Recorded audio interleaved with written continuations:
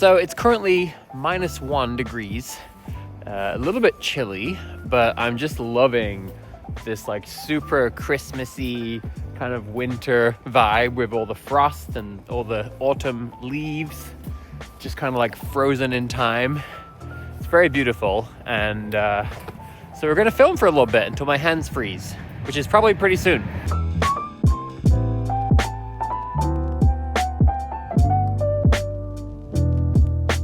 So today, I want to talk to you about finally coming back to learning languages in a way that I used to before, but I haven't for a long time. You see, in 2016, there was a time when all my languages were pretty much at their best.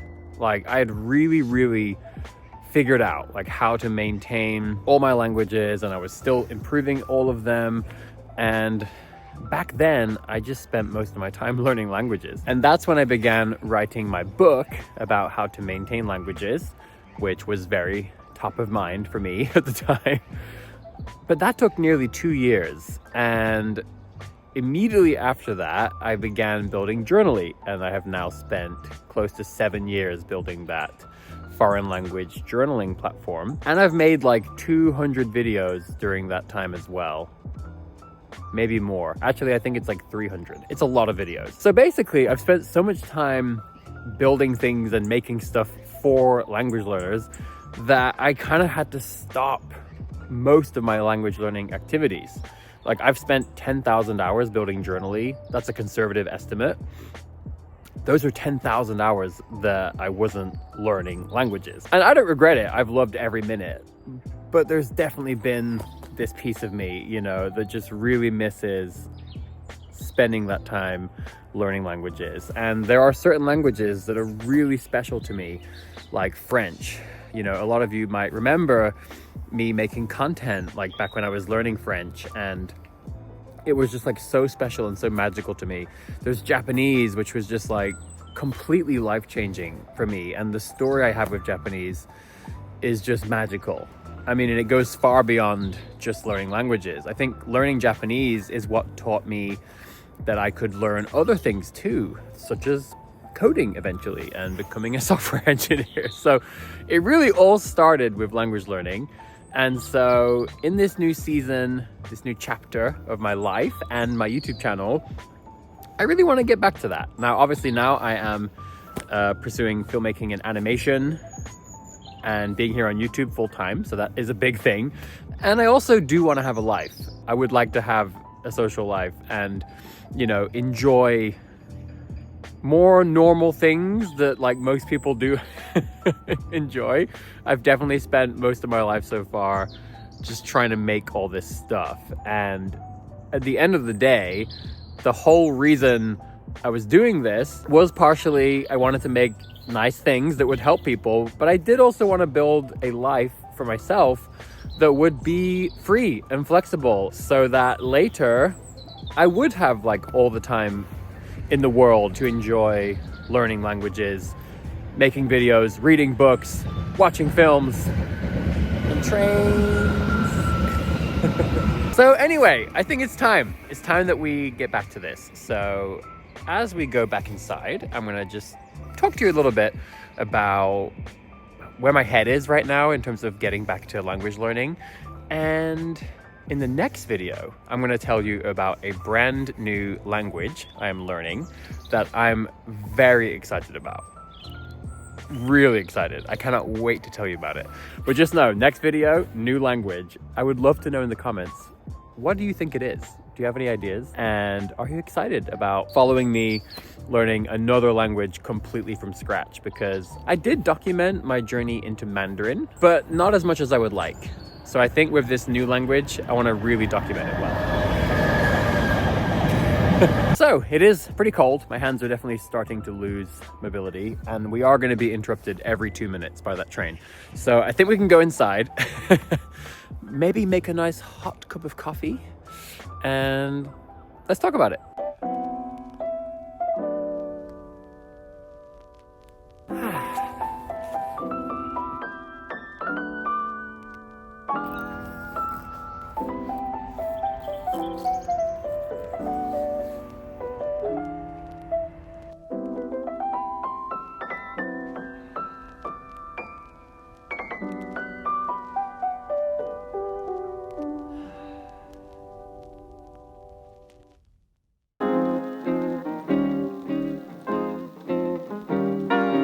just before we jump into the rest of the video, I wanted to take a really quick second to let you know my Patreon page is very active and I'm really trying to make it just a really wonderful, positive, nice place to be.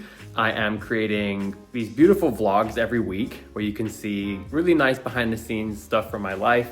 There's going to be a lot of language learning content there, but also you can see the things I'm animating and like behind the scenes of all that stuff and things I'm working on in life for myself. It's really fun.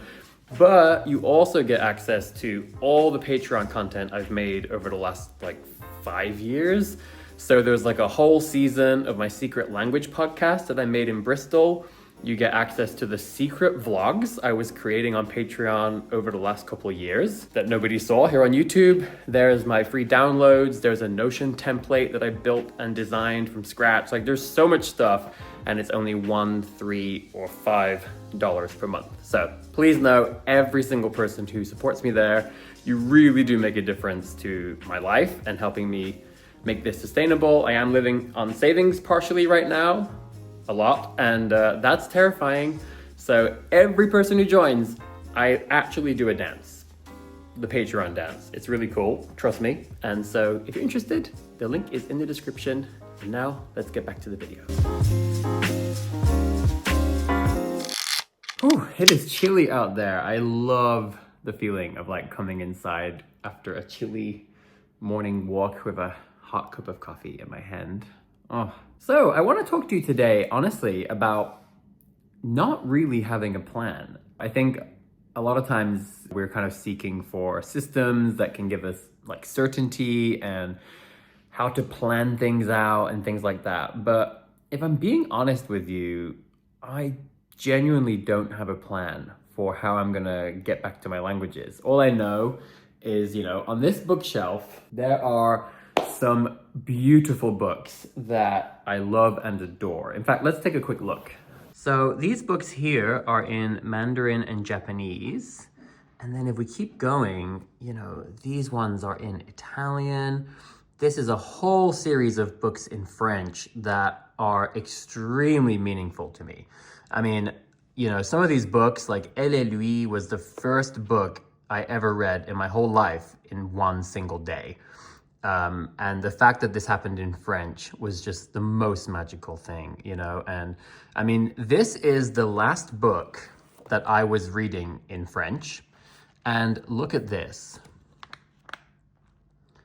The bookmark is still exactly where it was 8 years ago when I stopped reading in French. That's when I started writing my book, which, by the way, is right here. This is the book that I wrote. So yeah, I really don't promote this at all usually, but if you do want to buy it, it is on my Patreon store. So anyway, this is like really special to me, and I left that bookmark there because I always wanted to come back to it one day. This book here is the first book I read in French without needing a dictionary, and it's the first book I ever read in any foreign language without needing a dictionary. And so these are things that are so special and meaningful to me. I have like these books in German, these books in Spanish. I bought this in Swedish, The Girl with a Dragon Tattoo in the original Swedish. Like there's just so many special books. And that is just one area of language learning that used to bring me so much joy that I really have not engaged with much for the last 8 years. Now, we did our multilingual book clubs on this channel back in 2021, and that was magical. That was amazing. I would love to do more of those. I would actually like to know how you all feel about that. Would you enjoy doing more reading activities together, or maybe even more just community activities? It doesn't have to be reading. Would you like if I lead some month-long language learning challenges for us to do together? That could be really fun, but let me know what you're interested in. But I just wanted to illustrate that is one area that I miss. There's also cinema, right? I used to absolutely adore watching so many films in French, Japanese, even, Italian, Spanish. And I just haven't really engaged with that in a long time. There's also just the joy of simply sitting down and studying. The biggest challenge for me is really just going to be time. And that's okay. Like, who doesn't struggle with time? I think it's just a completely normal part of life. And certainly for people who really have a lot of goals and really want to get the most out of life and have things that we want to learn, things that we want to do, and we also need to support ourselves and find time for social time and enjoying life. Like, time is always going to be a struggle. And I think one thing that I'm just spending so much time thinking about these days in my life is embracing uncertainty. I think that there is this tendency we have where we want to plan everything, right? We want to feel like we have control and we can kind of predict how things are going to go. That's why it's nice having a plan. It's nice having a strategy and knowing that we're going to spend, let's say, 1 hour per day with a certain language or a certain activity. I just think right now, the way my life is, that's not realistic. And so I don't want to fight it by desperately trying to plan everything. I think I just want to try to embrace it. I want to try to make it a good thing, right? In a way, it's like I've spent most of my life now learning all these languages, right? And so it's kind of beautiful that if I want to just jump in and read 5 pages of a French novel on a Tuesday night, but maybe on a Wednesday night or a Friday night, I have the opportunity to go watch a film that's in Mandarin, and on a different day, maybe, I get the chance to speak Italian with somebody working in a restaurant. In some ways, that's beautiful. And what a colorful life to live. So I don't know what the impact that will have on my language learning is, I don't know exactly. But I have a feeling it's all gonna work out, honestly, because my languages do tend to get rusty. Like, as you can imagine, over the last 8 years where I've not really been able to dedicate large amounts of time to this, my languages get rusty. And every single time I come back to them, they come back really fast. It's really remarkable. And, there are some times, like right now, today, if you asked me to talk in Brazilian Portuguese, in my mind, I'm very anxious because it's like, I honestly don't even know if I can get through a conversation in Brazilian Portuguese right now. But every time I do end up in a situation where I just have to try, it always turns out a lot better than I expected. So, I don't have an eloquent way to say this, I guess, but I think I'm just trying to say, I think honestly, there's just no point in worrying about it. At the end of the day, my plan is just to enjoy spending quality time with my languages again in whatever way I can. And I kind of look forward to the uncertainty. I look forward to just seeing organically how this plays out. Maybe I end up spending loads of time with French and it just blossoms into this thing that I just naturally want to do more and more. I don't know. And I think that's kind of beautiful. And the final thing I'll say as a preview for the next video is the new language I'm learning is definitely going to be a priority for me. And I'm really, really excited about it. And there are some really meaningful reasons why I'm learning that language. And I want to enjoy that. So that's kind of the final reason why, I don't know how much time I'll be able to put into French, Spanish, Japanese, Italian, etc. But that's okay.